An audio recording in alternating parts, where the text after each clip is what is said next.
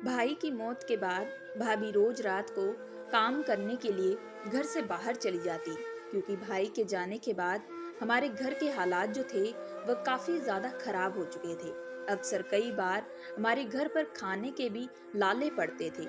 लेकिन जब भी भाभी रात को काम करके दूसरे दिन वापस आती तो वह खूब सारे पैसे लेकर आया करती थी।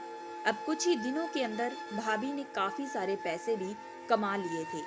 लेकिन मैं जब भी भाभी से पूछता कि आप रात भर कहाँ रहती हैं और क्या काम करती हैं, तो वह अक्सर मेरी बातों को हंसकर टाल दिया करती थी।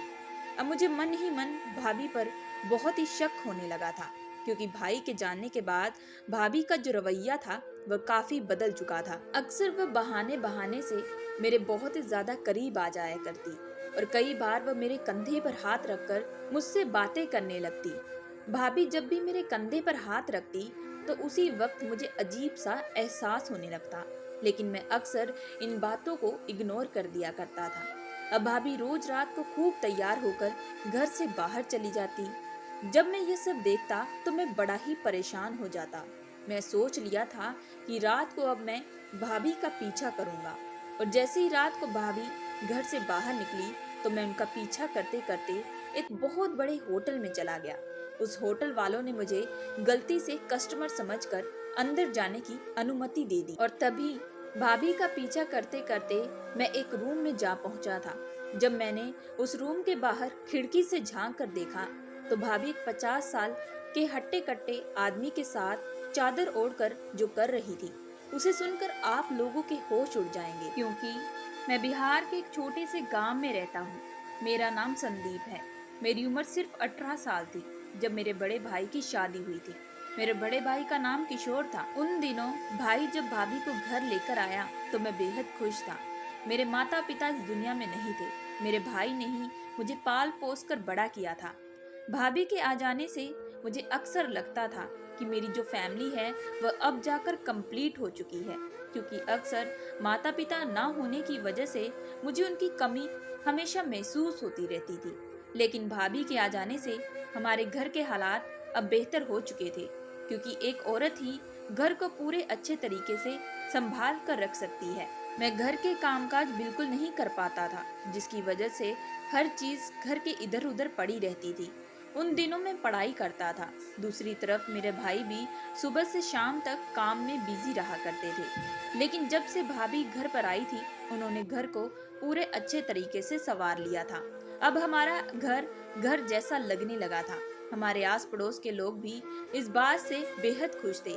वह अक्सर मेरी भाभी की बहुत सारी तारीफें किया करते थे, क्योंकि मेरी भाभी दिन भर घर के सारे कामकाज करती। जब भी मैं शाम को कॉलेज से आता तो वह मेरे लिए स्वादिष्ट खाना बनाकर तैयार रख। हम लोग एक मिडिल क्लास फैमिली से बिलोंग करते थे। मेरा भाई जो कमाता था उसी से हमारा घर संसार चलता था, और उसी से ही मेरी पढ़ाई भी होती थी। मेरे भाई ने मुझे माता पिता दोनों का प्यार दिया था। बचपन में मैंने और भाई ने बहुत ही ज्यादा गरीबी देखी थी। उस वक्त हमारे घर के हालात और भी ज्यादा खराब थे। माता पिता के जाने के बाद हम दोनों के हालात जो थे वह काफी खराब हो चुके, लेकिन मेरे बड़े भाई ने उस वक्त हौसला बिल्कुल भी नहीं हारा था। इसी वजह से मैं अपने बड़े भाई से बेहद प्यार करता था। फिर शादी के 1 महीने बाद ही हमारे घर में एक ऐसी खुशखबरी आई जिससे हमें यह पता चला कि मेरी भाभी अब माँ बनने वाली है। डॉक्टर ने बताया कि भाभी को जुड़वा बच्चे होंगे। इस बार हम दोनों भाई बेहद खुश हो चुके थे। अब काफी अरसे के बाद अब हमारे भी घर में खुशियों की किलकारियां गूंजने वाली थी। लेकिन कहते हैं ना, जिंदगी कब किस मोड़ पर इंसान को ले आए किसी को कुछ मालूम नहीं होता। इंसान जब अपनी जिंदगी में बेहद खुश होने लगता है, उसकी जिंदगी में परेशानियां भी उसी वक्त आना शुरू हो जाती है। इसी तरीके से मेरे साथ भी कुछ ऐसा ही मामला हुआ था, क्योंकि वक्त के साथ रहते रहते कौन कब बदल जाए किसी को कुछ मालूम नहीं होता। इसी तरीके से मैं अपनी भाभी पर पूरा विश्वास रखता था कि वह मेरे परिवार को अक्सर जोड़ कर रखेंगी। लेकिन जब मुझे आगे चलकर मालूम हुआ था कि जिसे मैं अक्सर भाभी समझ रहा था वह तो एक। अब मैं भाभी की प्रेगनेंसी के दिनों में उनकी खूब देखभाल किया करता था। अब मैं कॉलेज से वापस जल्दी घर आ जाया करता था और घर के कामकाज में उनका हाथ बटाता था। भाभी भी ये सब देखकर बेहद खुश हो जाती थी और वह मुझे अक्सर कहती थी कि संदीप, तुम बहुत ही अच्छे लड़के हो और तुम एक अच्छे देवर साबित हुए हो। तुम्हारे जैसा देवर हर किसी लड़की को मिलना चाहिए। उन दिनों मैं और भाभी घर पर रहकर खूब सारी बातें भी किया करते थे। मैं टाइम टाइम पर उन्हें खाना, दवा सब कुछ देता ताकि आने वाला जो बच्चा पैदा हो वो तंदुरुस्त हो। आने वाले बच्चों को लेकर बहुत सारे मैंने सपने सजा लिए थे। दूसरी तरफ भाई भी दिन रात मेहनत करते थे। अक्सर वह कहने लगे कि फैमिली ज्यादा बढ़ने से खर्चा भी और होना शुरू हो जाएगा। इसी वजह से मुझे अभी से दिन रात मेहनत करनी है ताकि मैं आने वाले बच्चों को एक अच्छी जिंदगी दे सकूं। मुझे भी मेरे भाई की ये बात सही लगी थी।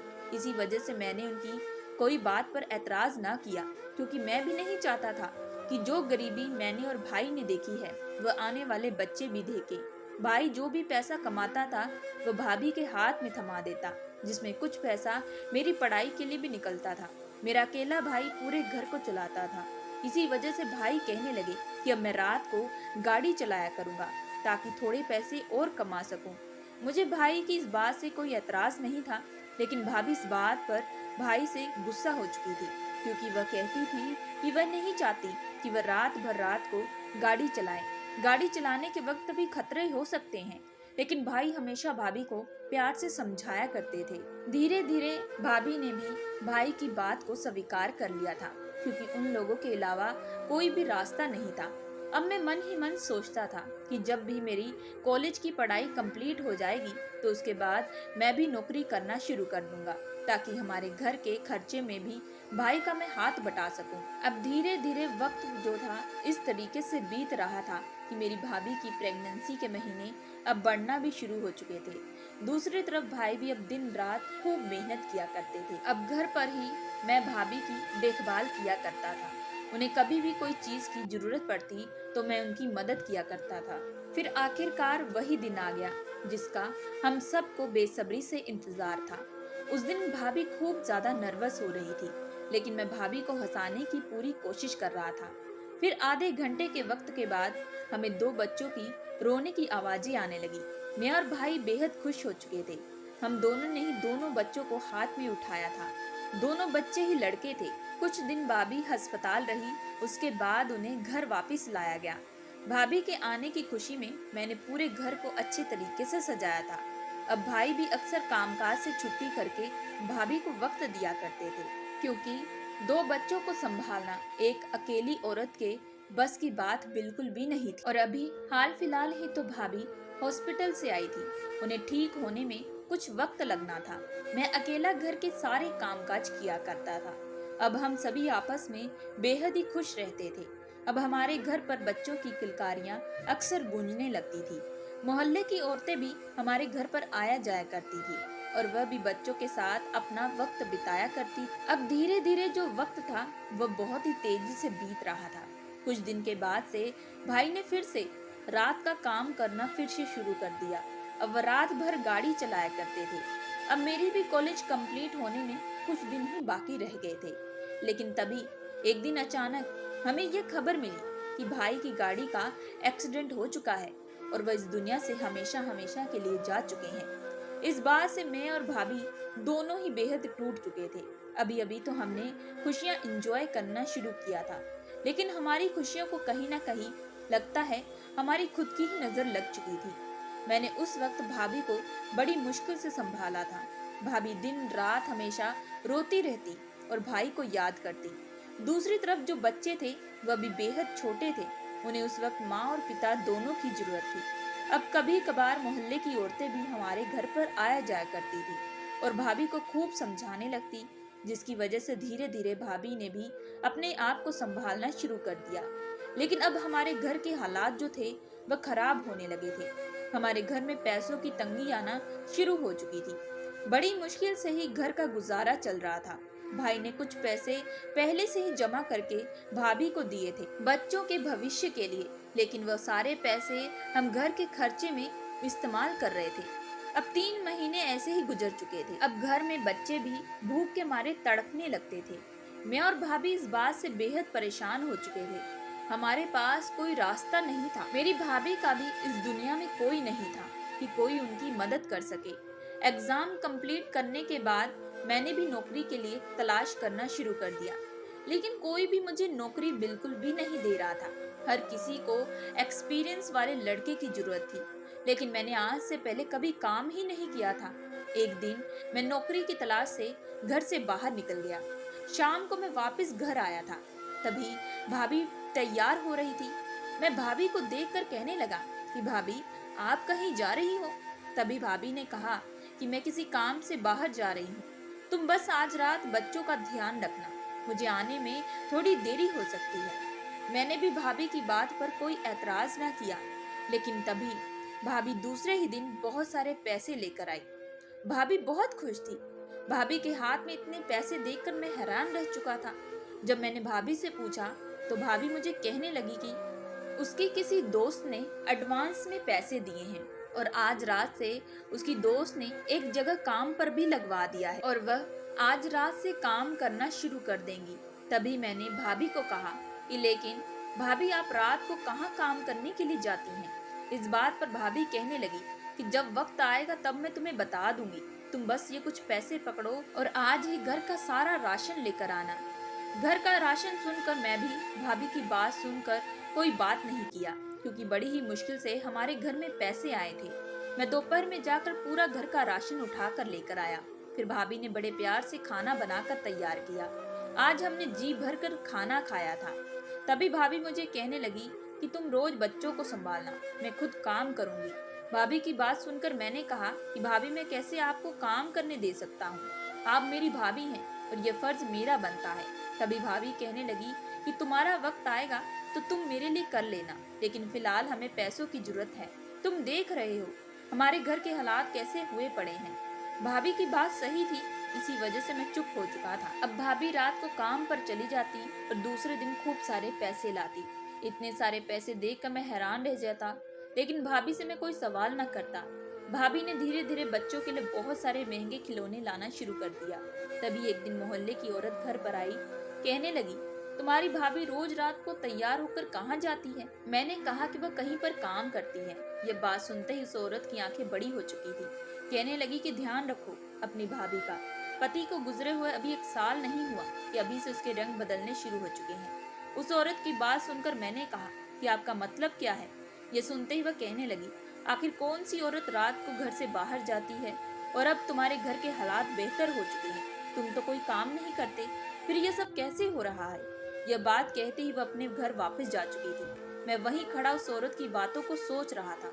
अब मुझे भी कहीं न कहीं भाभी पर शक होने लगा था कि वह कोई गलत काम करती होंगी, तभी वह इतना पैसा लेकर आती हैं। आज तक तो भाई भी रात को काम करते थे, कभी इतना पैसा कमा कर तो नहीं लेकर आए। जरूर कोई बात होगी। अब मैं रोज भाभी को नोट किया करता था। अब धीरे धीरे भाभी के कपड़े पहनने का जो ढंग था वह काफी कुछ बदल चुका था। एक दिन फिर भाभी से मैंने पूछा कि भाभी, आप काम क्या करती हो, कहाँ पर जाती हो?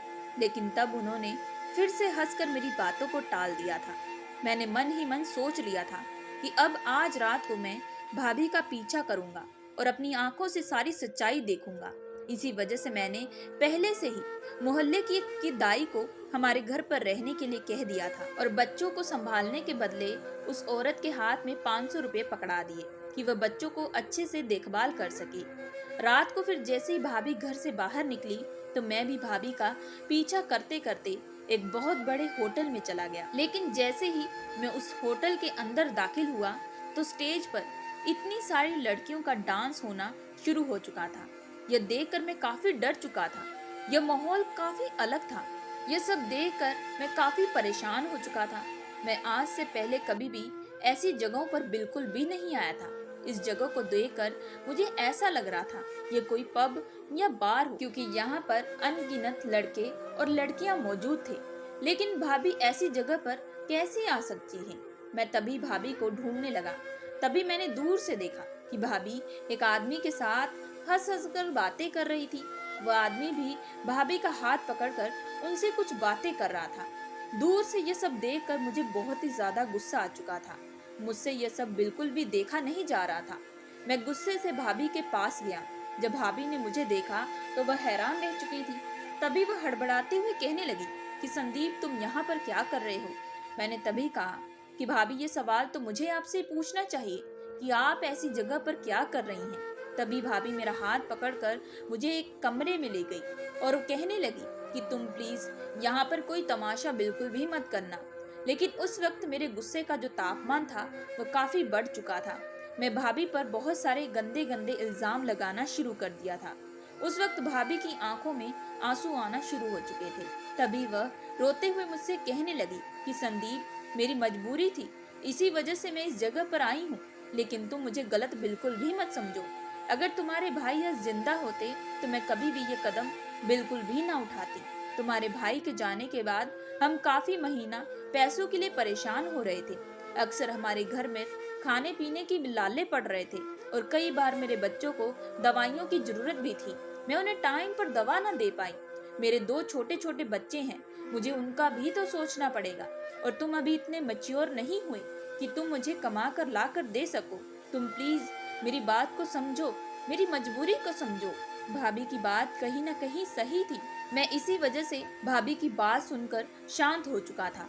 तभी मैंने भाभी से कहा कि भाभी यह सब गलत है और आपको इस जगह पर कौन लेकर आया, और आप उस आदमी के साथ बातें क्यों कर रही थी, वह क्या था, आपका तो उसके साथ कुछ चल रहा है।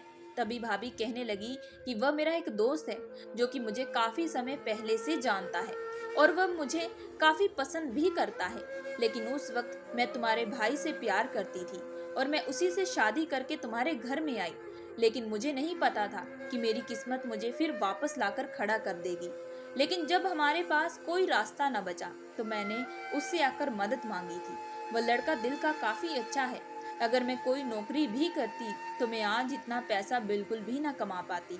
मेरे 2 छोटे छोटे बच्चे हैं, मुझे उन दोनों बच्चों की जिम्मेदारियों के बारे में भी सोचना पड़ेगा। आने वाले भविष्य को लेकर ही मैंने ये कदम उठाया था। इसी वजह से उसने मुझे राय दी और कहा कि उसका एक होटल है जहाँ पर जाकर मुझे सिर्फ हिसाब किताब का ही काम संभालना पड़ेगा। मैं यहाँ पर सिर्फ हिसाब किताब का काम करती हूँ, इसके अलावा यहाँ पर मेरा किसी से कोई मतलब नहीं है। और वह लड़का मुझे पसंद करता है। मैं तुम्हें इस वजह से नहीं बता सकी कि तुम शायद गलत मतलब निकालते कि तुम्हारे भाई के जाने के बाद मैं किसी और के साथ। यह सब कहते ही भाभी चुप हो चुकी थी। उनकी आंखों से बार बार आंसू आ रहे थे। कहने लगी कि मेरे बच्चों को एक बाप की जरूरत है। मैं 2 बच्चों को कैसे पूरी उम्र संभालती रहूंगी। मेरे माता पिता भी अगर मेरे साथ होते तो शायद मैं कुछ सोच सकती थी। तुम प्लीज मेरी बातों को समझने की कोशिश करो, क्योंकि तुमने भी बचपन में अपनी माँ को खोया था।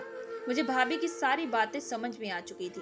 मैंने तभी भाभी का हाथ पकड़कर माफी मांगी। मैंने कहा कि मैं आपके साथ हूँ। अगर आप अपना और अपने बच्चों का सोचकर ये सब काम कर रही हैं तो मुझे इससे कोई भी आपत्ति नहीं है। मैं आपके साथ हूँ। अगर आप किसी और के साथ अपनी जिंदगी बिताना चाहती है तो मुझे इससे भी कोई प्रॉब्लम नहीं है। मैं आपके साथ हमेशा खड़ा रहूंगा। ये सुनते ही भाभी की आंखों से आंसू आने लगे थे। भाभी ने उस वक्त मुझे कसकर गले लगा लिया। कहने लगी कि शुक्रिया, तुमने मुझे समझा।